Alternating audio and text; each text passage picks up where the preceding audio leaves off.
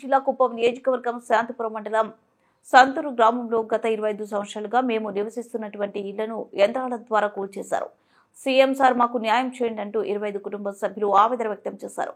విషయం తెలుసుకున్న వైకాపా సభ్యులు కూల్చేసిన ఇంట్లను వెంటనే లబ్ధిదారులకు మరో చోట చూపించి ఇండ్లు కట్టించారని స్థానిక ఎమ్మెల్యే ప్రస్తుత రాష్ట్ర ముఖ్యమంత్రి నారా చంద్రబాబు నాయుడుని డిమాండ్ చేస్తున్నామంటూ శాంతిపురం మండల ఎంపీపీ కోదండారెడ్డి డిమాండ్ చేశారు. సంబంధిత అధికారులు వివరణ కోరగా వారు చెరువు సంబంధించిన స్థలంలో ఇల్లు కట్టుకున్నారంటూ తెలియజేశారు. కుప్పం నియోజకవర్గం శాంతిపురం మండలంలో మఠం పంచాయతీ సంతూర్ గ్రామంలో చాలా దారుణమైతే జరిగింది.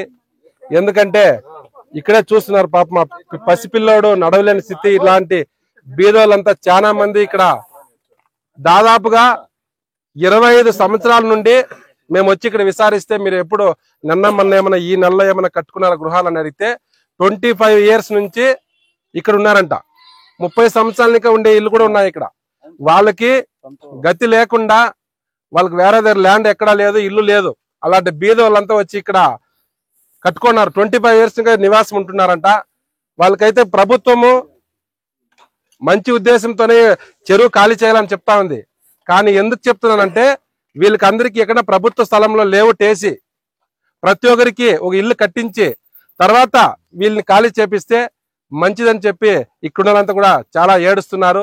దయచేసి ముఖ్యమంత్రి గారు దీన్ని దృష్టిలో పెట్టుకొని దయచేసి వీళ్ళందరికీ మీరు చెరువు అని చెప్తున్నారు కాబట్టి నేను ఈ విషయం చెప్తున్నాను.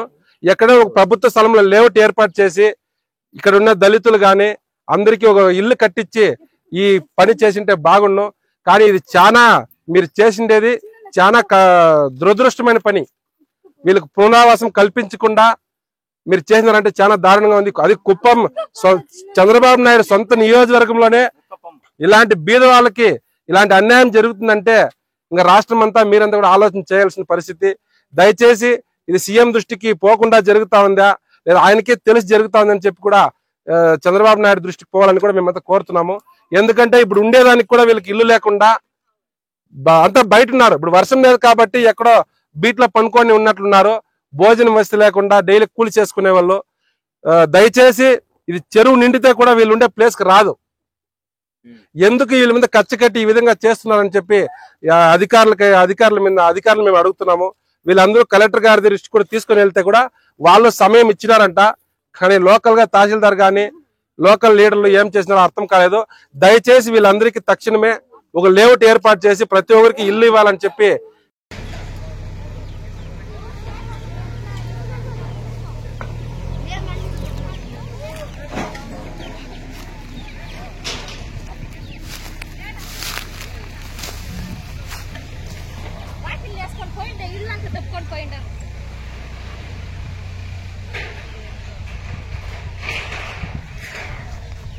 ఇట్లా ఆచరణ జరిగిపోయింది. ఈ సొంతూరులో మాల్లో సంబంధం లేకుండా ఇక్కడ మొత్తం కొట్టి దొబ్బి సామాన్లతో అంతా ఎత్తేస్తున్నారు. ఇప్పుడు పరిస్థితి ఇట్లుంది సార్. ఇది అరాచకాల నుంచి అరాచకాలు జరుగుతూ ఉంది. ఈ సొంతూరులో అన్ని విధంగా జరుగుతూ ఉంది. కాలనీళ్ళంతా కొట్టి దొబ్బేసి రామాయణం జరుగుతూ ఉంది. దీనికి మీరే బాధ్యతలు, మీరే న్యాయం ఏమైనా చేయాలి సార్.